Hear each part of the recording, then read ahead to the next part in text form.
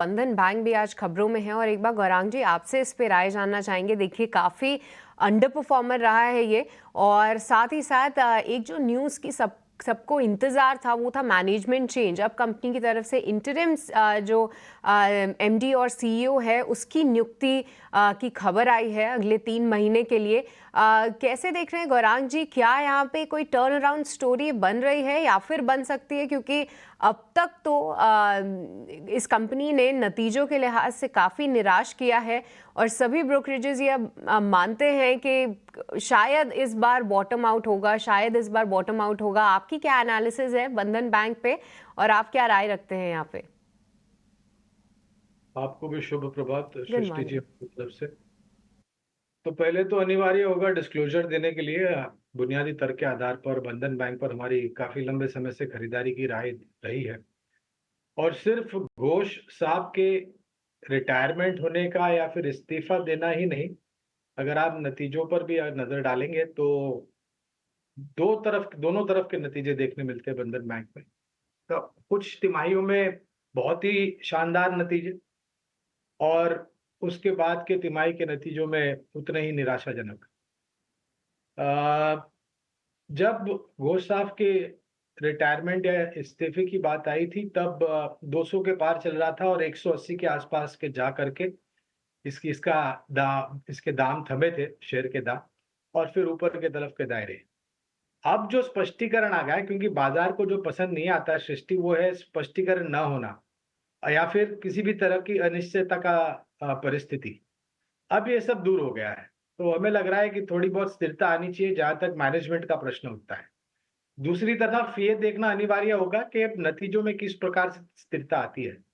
फिलहाल जो नतीजे हमने देखे हैं और जो भी खबरें आई हैं, उसके आधार पर 230 तक के लक्ष्यांक निर्धारित किए हैं। नए व्यक्ति के चयन के बाद अगर परिस्थिति में और नतीजों में सुधार होता है, तो उसी तरीके से ये लक्ष्यांक को हम ऊपर की तरफ लेके जाएंगे। बंधन बैंक को लेकर ये राय आपके लिए होगी, लेकिन इंडसइंड बैंक का शेयर भी आज फोकस में रहेगा। बिजनेस अपडेट आए हैं और डिपॉजिट के जो आंकड़े आए और इसके अलावा जो लोन के आंकड़े आए, दोनों के दोनों जो उनके गाइडेंस थे उससे कमज़ोर निकल के आए हैं। कहीं ना कहीं ये शेयर अंडर परफॉर्मर भी रहा है। बंधन इंडसइंड बैंक का 1434 का भाव है। इसके बारे में एक बार अवनी आप राय दीजिए। इंडसइंड बैंक आज कमजोर ही ये खुलेगा, निश्चित तौर पर गैप डाउन ओपनिंग होगी। करना क्या है इसमें ओपनिंग के बाद? जी अभिषेक जी, अगर ये गैप डाउन ही होता है तो हम कुछ कर नहीं पाएंगे। नीचे इसका सपोर्ट बन रहा है अराउंड 1390 के करीबन। बट ये अगर कोई भी उछाल आती है इसमें तो अराउंड 1450 के करीबन इसमें सेल ट्रेड बनता है। तो ये सेल ऑन राइज स्टॉक है, सारे मूविंग एवरेजेस के नीचे ही ट्रेड कर रहा है और लगातार एक सेलिंग प्रेशर है अच्छे वॉल्यूम के साथ में। तो मेरे हिसाब से अगर गैप डाउन हो जाता है तो वेट एंड वॉच है, कुछ करना नहीं है। बट अगर थोड़ी बहुत भी उछाल आती है तो वहां पे हमें सेल करना है। उछाल पर बिकवाली करनी है इंडसइंड बैंक के शेयर में। बैंकिंग को लेकर चूंकि अपडेट आ रहे हैं तो बैंकों के बारे में थोड़ा ज्यादा हमारे सवाल हो सकते हैं। जम्मू एंड कश्मीर बैंक, इसके भी जो अपडेट आए हैं वो भी कमजोर आए हैं। डिपॉजिट और क्रेडिट ग्रोथ है वो गाइडेंस से कमजोर है। मितेश जी, हमने तेज रफ्तार बनाते हुए देखा है जम्मू कश्मीर बैंक को। एक समय तो ऐसा था कि ये 30 रुपए का शेयर था, फिर चलते चलते चलते ये 150 का भी हुआ, उसके ऊपर भी निकला और वहां से profit taking I. JNK bank शायद ये भी कमजोर खुले। इसका सपोर्ट लेवल आप कहां पर देख रहे हैं? Good morning Abhishek ji. देखिए, इसका सपोर्ट है साइकोलॉजिकल लेवल 100 का और उसका बहुत स्ट्रॉन्ग रेजिस्टेंस है 121 का। तो हमारा मानना ये है कि यही दायरे में स्टॉक घूमेगा।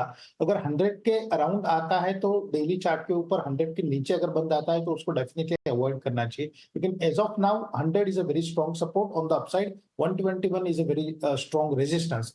तो इसके बीच में ही शायद घूमने की जो स्टॉक है वो ट्राई करेगा। 100 रुपीज का साइकोलॉजिकल ब्रेक करता है तो उसके बाद जो जगह बनती है नीचे में वो 88 तक है।